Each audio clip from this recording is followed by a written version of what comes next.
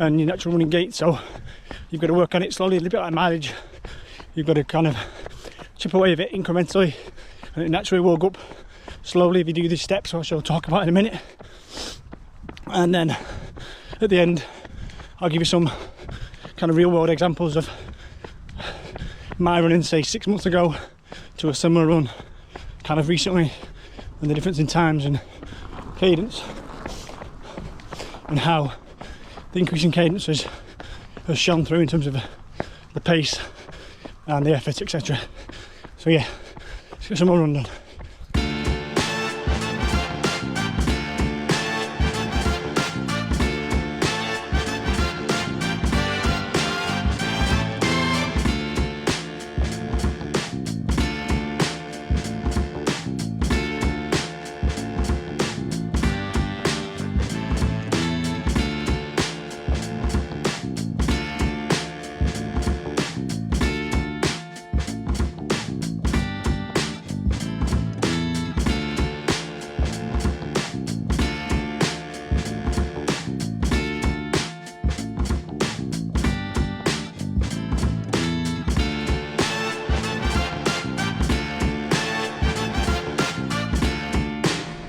Okay, so how do we improve our cadence? It's a bit like mileage. You can't jump up big jumps. You can't go from 150 to 160 or actually 10 steps per minute, no matter where you are on that scale. But again, through research, optimal steps per minute is 170 plus. So if you're running at above 170, you're pretty good. There's no real need to improve it. If you're below 170 like myself, so like I said, my average used to be around the 160 mark, so obviously I had a scope to go up another 10 steps per minute. And then again, through research, we look at all the best runners in the world, the fastest runners, irrelevant of distance. Doesn't matter if they're a 800 metre runner, a 5k runner, a 10,000 metre runner, or half marathon runner. All the best elite runners have a cadence of 180 plus, which is what made me look at cadence and think, well, hang on, is it a coincidence that all the best runners have a high cadence? Some of them might naturally have a higher cadence, but some of them would have also trained to make sure they get to that level of cadence to maximise their chances of running quickly. So yeah, so how do you improve it? You just go slow. Yes, you increase it slowly. You can use a metronome, which basically just beeps at a set rate.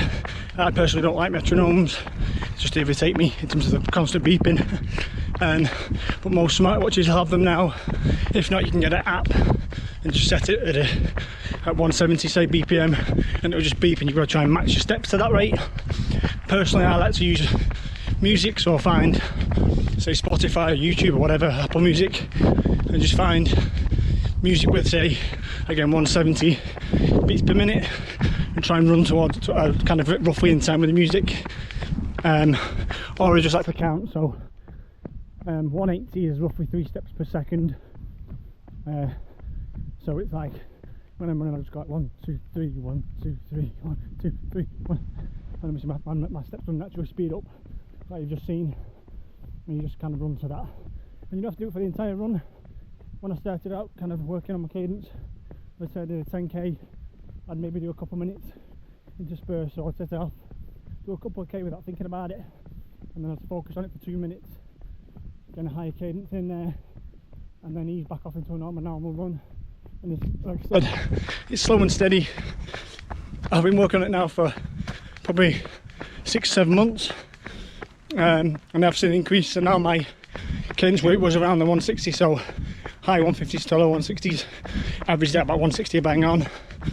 I reckon I now average kind of high 160s, so 167, 168 is my average without thinking about it now. I'm probably running that now. Let's just check. Yeah, 169 right now.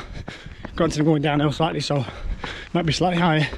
And then when I'm running now, in terms of fast, sorry, when I'm running my 5Ks, I think the average is at a mid to high 170, so 175, 176.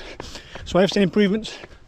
I'll get this run finished, do a quick recap at the end of the run, and then I'll touch upon some examples. So I found through my Strava a 5k from December and a similar 5k from June this year, and then a 10k from December of 21 and a 10k of June this year. So I'll compare and contrast those two runs in terms of effort level, time of the run and cadence, and you'll see for yourself how the improvement in cadence has improved my running basically. But yeah, let's get this run finished and then I'll recap.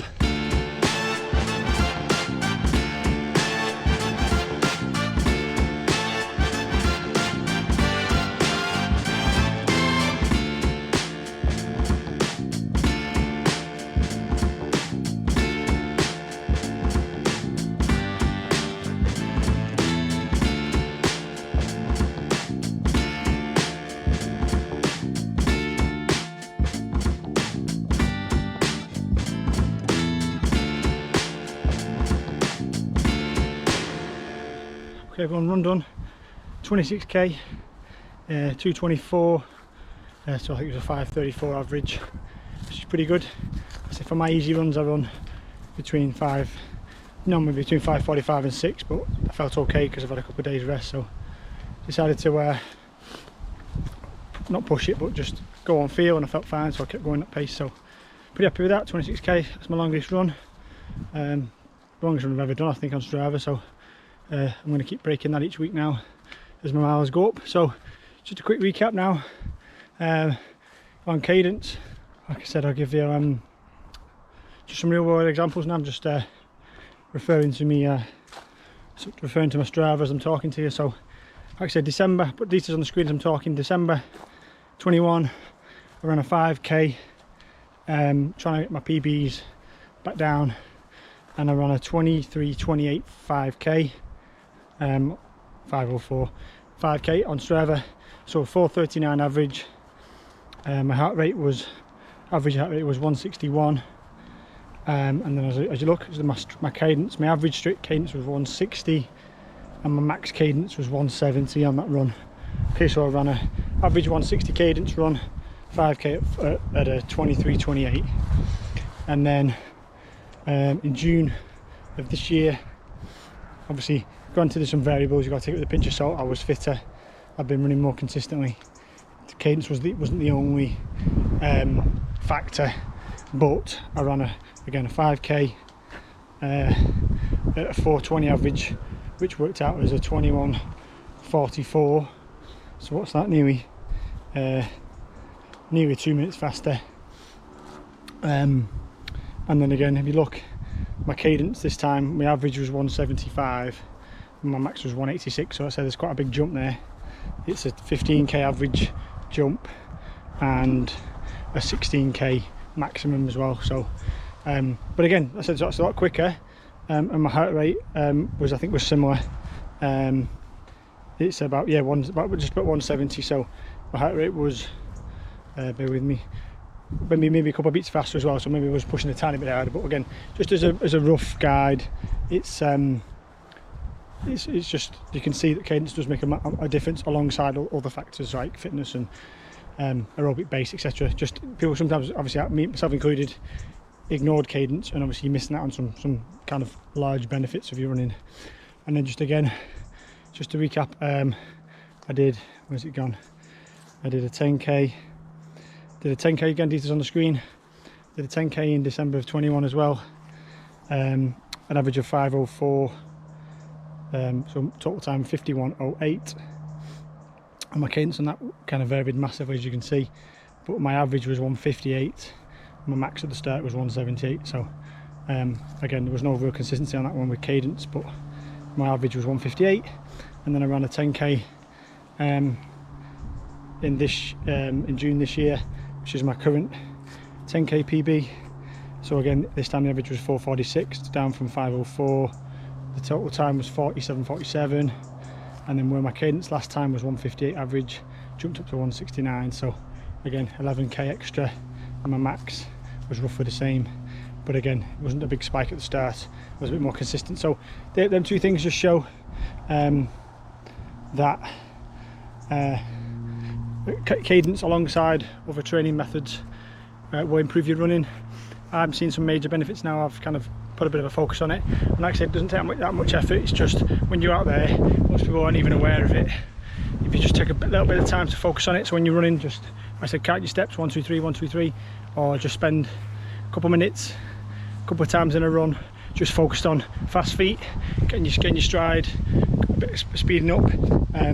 It feels weird at the start. It might feel counterintuitive. I felt like I was taking shorter strides initially to get my cadence up, because obviously you can't sometimes maintain the same stride length and pick up your pace. Sometimes you've not got the energy for it.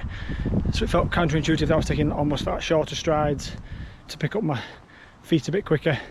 But then when you come back and you review your training data, it doesn't really drop that much.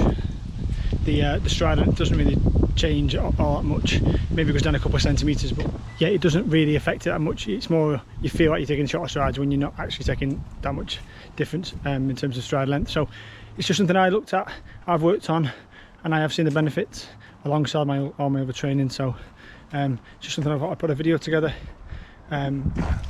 informing other people in terms of what cadence is.